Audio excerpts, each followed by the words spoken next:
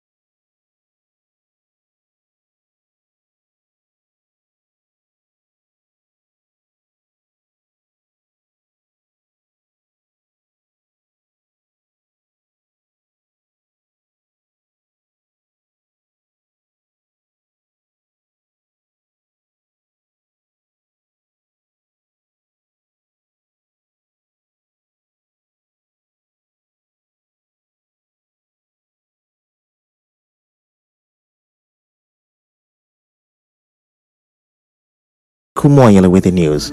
Now, a federal high court sitting in Port Harcourt has restrained the sole administrator of River State, Vice Admiral Ibokete Ibas retired, from appointing sole administrators or their equivalents to oversee the 23 local government areas in the state. Justice Adamu Turaki Mohammed granted the order in suit number FHC/PH/CS/46/2025 filed by the PLX Center for Civic Education Initiative led by Courage Nsirimovu against the sole administrator in his official capacity. The court said the motion ex parte filed on March 28, 2025 sought several reliefs. It included an interim injunction restraining the state administrator and his agents from making such appointment. The applicant also requested any further orders the court deemed necessary.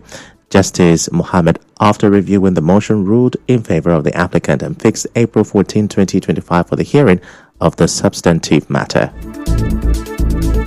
Moving on, the Nigerian Union of Journalists NUJ in River State has given the River State Police Command 14 days to apologize and prosecute officers involved in the assault of journalists who covered Monday's protest.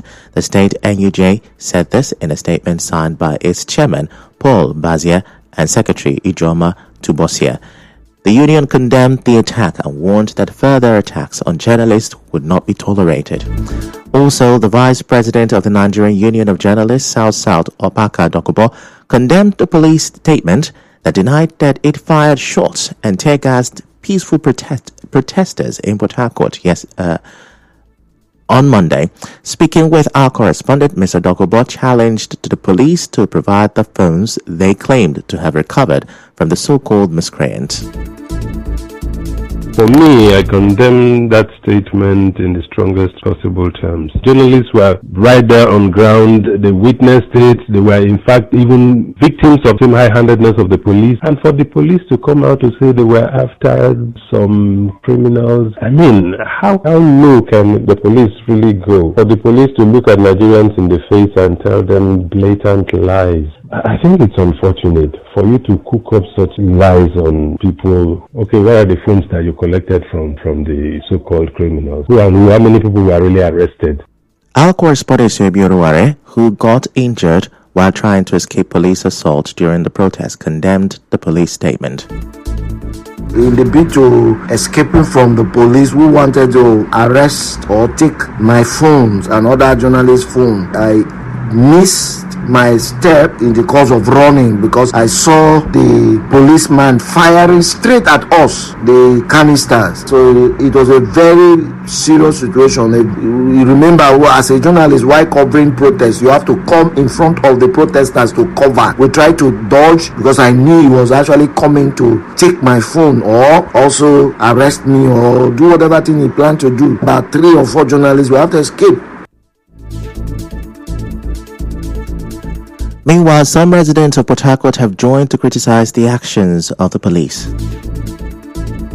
They have no right to attack anybody who is protesting, and they can't give jurisdiction to as where the protest will take place. If people are complaining that there is an issue in the economy, they are experiencing bad governance, you don't keep them quiet. As a matter of fact, it is very wrong. You cannot be a child and then you teach that child how to cry. Even as with how everything is going in the country, citizens of this country don't have right to protest peacefully. I thought by now all these enforcement agencies, they must have learned to arrest. Nigerian government is the only government that will beat you and teach you how to cry, and that is so heartbreaking. If those whom we call to protect us now turn against us, that is where it becomes another thing. We have the right to protest as far as democracy is concerned. It's very wrong, which means they are taking sides.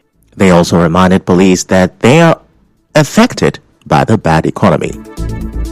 They are dying and smiling. If the government says the government or the situation of the country is not affecting them, that means they are dying and smiling. Go to the market, they are human beings like us, they are buying something in the market. Even most of these people, they are also fighting for them. Most of them are not being paid. Well, if everything goes up for everybody, it will reach them. So what they are doing is unfair, because if there's no bad governance over them, they will not be constantly taking 100 and 150 from people, from road users. They will not be doing it, and people are now protesting. In your interest, yes, you are out. Don't share that, and it's wrong. We are all feeling it, so including them somehow. People call them from places to beg them for money. Don't you think they get tired of those things? They are too selfish to acknowledge that. They are too selfish. Now recall that the Rivers State Police Command denied reports that it opened fire and tear gas protesters who were on a peaceful protest around Albany Park and the Federal Secretariat Complex, Alba Road in Port Harcourt. A police officer harassed and seized the camera of journalists during the protest. In another development, a lawyer, Idris Abayomi-Shehu, says there is no law prohibiting protest or any form of gathering in Rivers State in spite of the state of emergency declared in the state by President Bola Tinubu. Abayomi-Shehu said this during an interview with our correspondent. He encouraged those who believe that their rights were violated during the protest in Port Harcourt to seek redress in court. It is a known law that whenever any citizen or group of persons intend to embark on any protest, you seek the approval of the police for police protection. Most of the times, citizens don't go by that law. So like I said, in the current situation now, it will be wrong for anybody to say it is illegal for any group of persons to embark on any form of protest. So if anybody feels his or her right is being violated under the current situation, the courts are there. Approach the courts and surely those rights would be enforced. Abayomi-Shehu also said the constitution was not suspended when the emergency rule was declared in Rivers State. When the state of emergency was being imposed in Rivers State, the president was very explicit about it. He said, if there is any law that needs to be put in place in Rivers State, the sole administrator will work hand in hand with the Federal Executive Council. Do not forget, once a military regime is put in place, its constitution is outrightly suspended, which is not the situation in Rivers State today. The constitution is still very much alive. So the sole administrator is not a military man, so there is no restriction. Elsewhere, a policy analyst, Mr. Young Ayotamono, is calling on religious leaders to preach tolerance and peaceful coexistence in society. He said this while reacting to the recent tension at the Woji Community Market, where a female food vendor was attacked after being accused of blasphemy against Prophet Muhammad. Speaking in an interview with correspondent Emekotoka, Mr. Ayotamono expressed concern over what he described as growing segregation and intolerance among religious groups across the country. We should be more religiously tolerant, and not to it is that the clerics of these different faiths should, as much as possible, try to actually educate their members, on the need for peace, the need to be more tolerant in terms of the ideas of one another, and also to read particularly the content of their holy book, because I believe that there is no particular holy book or there is none of the religions that outrightly, subscribe to violence. So we should be more careful looking at happenings in the country. Mr. Ayo Tamano also called on the police to carry out a thorough investigation into the incident, stressing that no one has the right to take another person's life under any circumstance. Meanwhile, the leader of the Hausa community in Woji community, Usman Bello, has reassured the public that the Muslim community has forgiven the woman accused of blasphemy in the area. Speaking to newsmen shortly after a meeting with the leadership of Woji community, he also addressed rumors of casualties. With the glory of God, His Majesty has called a Muslim Ummah and the management of the market to come and discuss, and we have reached a conclusion that there is no more any casualties, and our religion is a religion of forgiveness. I debunk any journalist that carried out the rumor of life has been lost and property has been destroyed. There is nothing like this, and the woman in question, she has forgiven, but it will take a short period of time before she resumes her normal business. Earlier, the paramount ruler of Woji, Eze Emeka Ihuo, met with the leadership of the Woji community market, which includes the Hausa community and the imam in the area. It followed news that the search for the woman accused of blasphemy is still on. After hearing from all parties, Eze Ihuo asked them to forgive the food vendor and allow peace to reign in the area. We have talked to them over what happened last week Friday, where, according to them, a woman, a Christian, was involved in a case of blasphemy as against their prophet Muhammad. So we've called them to forgive the woman. The Holy Quran, like they also said here, has room for forgiveness. So let them forgive so peace can return back like peace has returned now. We do not want to hear this type of thing now and in future. Those whose properties were damaged have also pleaded with them. Speaking to newsmen after the meeting, the chairman of the Woji Community Market, Lucky Warie, assured traders and buyers of their safety. Last week Friday there was a problem in the market, but by the grace of God and the help of our Royal Highness, it was resolved amicably. No life was lost in the incident, and we are here today to thank God. For now, the woman may not come back to the market until it's uncertain period. Every member of the market that comes here to sell or do business, I'm telling you that their life will be protected, because that is our responsibility. Our correspondent reports that those in attendance at the meeting included the chiefs of Woji, the executives of the Community Development Committee, the youth, and the vigilante in the area. Recall that last Friday, the Woji Community Market was caught up in chaos that lasted into Saturday following an altercation between a female food vendor and a male food vendor. Trouble started when the female vendor accused him of taking away her plate, leading to a heated argument. The man accused the woman of making blasphemous remarks against Prophet Muhammad and raised an alarm. And Muslim youth in the market quickly mobilized and stormed the scene, setting fire to the female vendor's table, coolers, umbrella, and other belongings. Coming up next, maritime workers in River State threatened to suspend operations. Stay with us.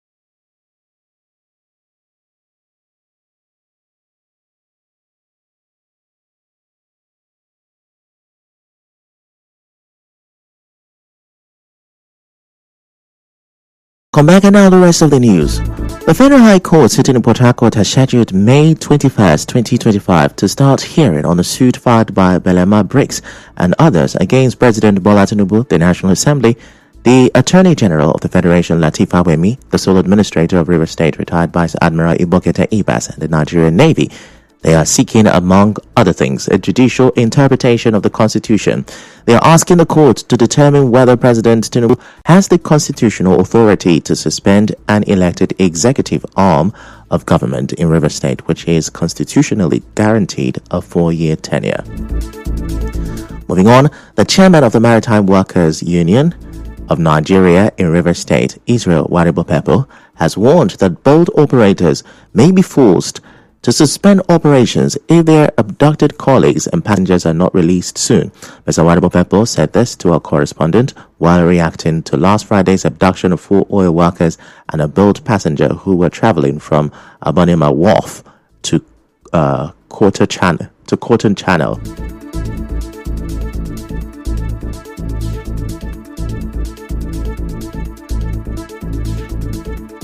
2 days ago, they called me that they want to choose them.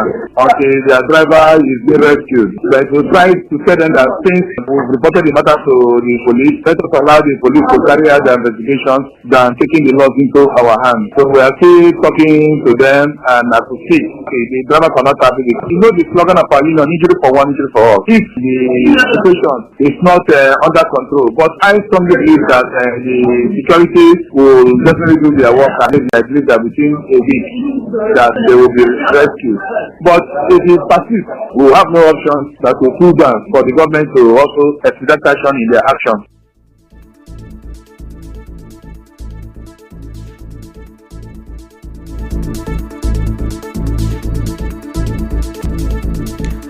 Away from that,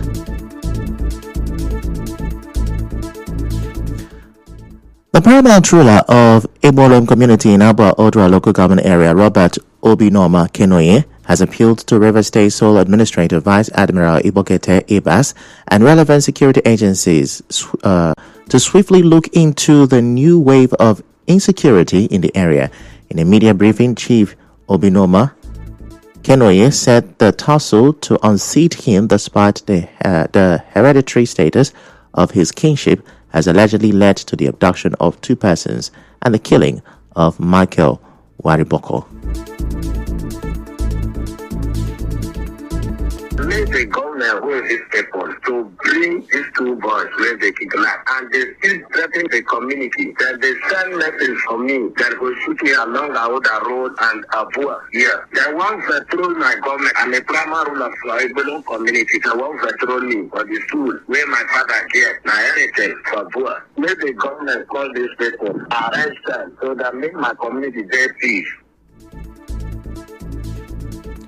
Now, on his part, the chairman of Ibolom Community Development Committee, Mr. Rufus Goodluck, called for the unconditional release of those abducted, urging the security agencies to restore normalcy in the area.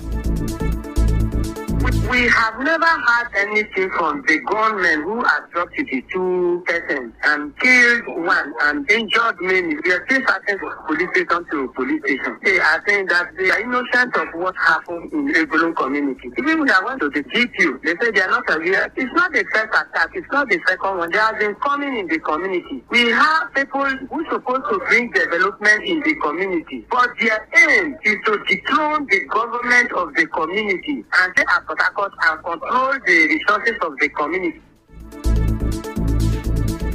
In other news, the presidency has dismissed allegations of lopsided appointments under President Bola Ahmed Tinubu, describing the claim by Senator Ali Ndume as hypocritical and misleading. And now, we'll bring you news from around the world.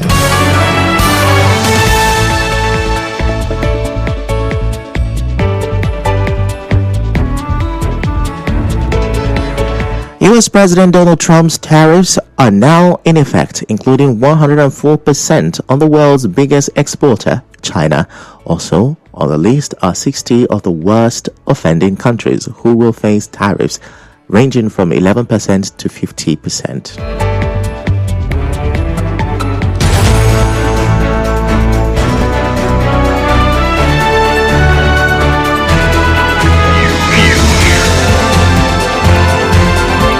This is the news on 92.3 Nigeria Info.